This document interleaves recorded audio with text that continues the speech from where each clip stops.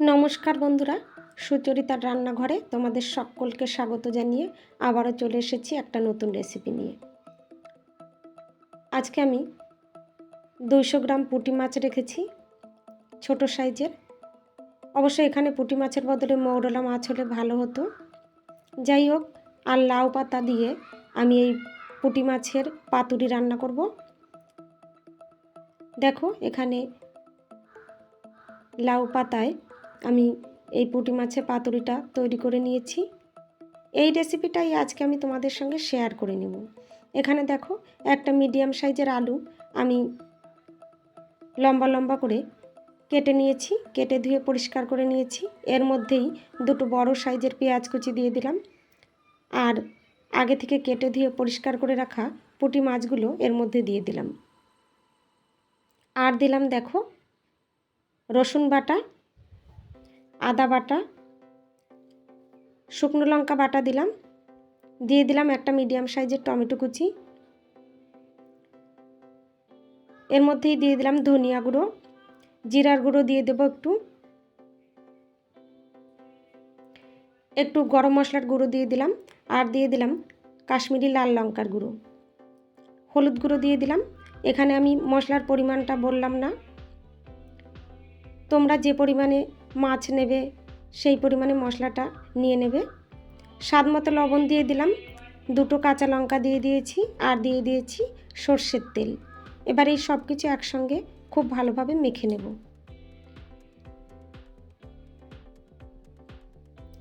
এখানে আমি বেশ কিছুটা সময় নিয়ে সব কিছু একসঙ্গে খুব ভালোভাবে মেখে নিয়েছি। এবার এগুলো 10 মিনিট রেস্টে রেখে দেব। এখানে দেখো, আমি লাউ পাতা নিয়ে নিয়েছি, লাউ পাতাগুলো ধুয়ে পরিষ্কার করে নিয়েছি। এবার এই লাউ পাতার শিরগুলো ফেলে দেব।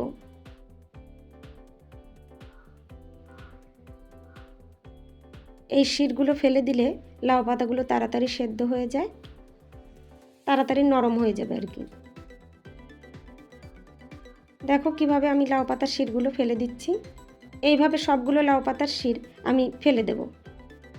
এবার একটা কড়াই নিয়ে নিলাম, এই কড়াইয়ের মধ্যে লাউ পাতাগুলো বিছিয়ে দেব।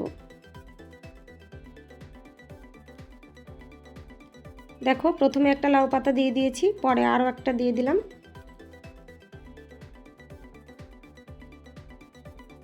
আবারও একটা দিয়ে দেব।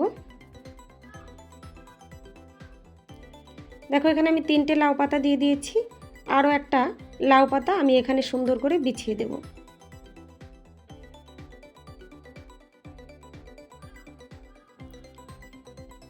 এবার ওই মেখে রাখা মাছ আমি এর মধ্যে দিয়ে দেব। সব কিছু দিয়ে মেখে রাখা মাছটা আমি এই লাউ পাতার উপরে দিয়ে দিলাম। এবার হাত দিয়ে একটু চারিদিকে সমান করে বিছিয়ে দেব।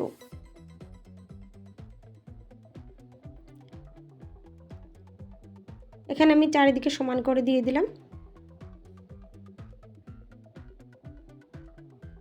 এবার ওপর দিয়ে আরও লাউ পাতা দিয়ে আমি এইগুলো ঢেকে দেব। এটা ঢেকে দেব লাউ পাতা দিয়ে। প্রথমে দেখো, একটা লাউ পাতা আমি দিয়ে দিয়েছি ওপরে, আরও একটা দিয়ে দেব,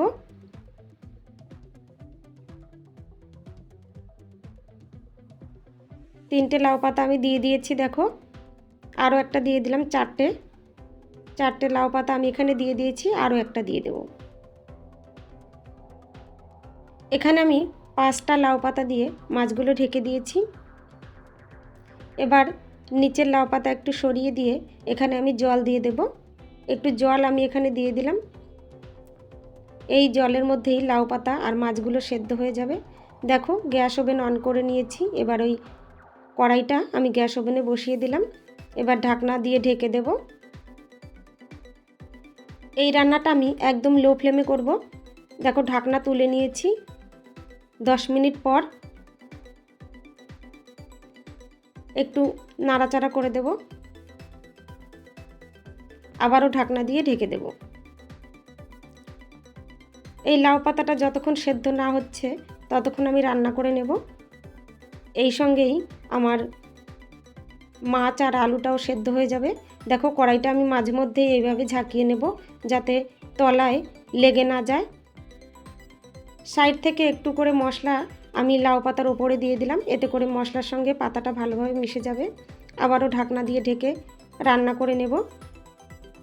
এইভাবে মাঝে মধ্যেই আমি ঢাকনা তুলে দিয়ে একটু নাড়াচাড়া করে নেব যাতে তলায় লেগে না যায়।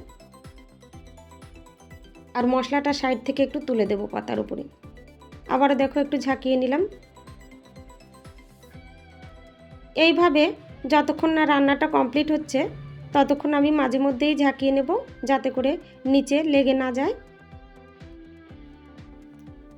দেখো এখানে আমার লাউ পাতায় ছোট মাছের পাতুরি একদম রেডি হয়ে গেছে। এবার এটা আমি নামিয়ে নিলাম।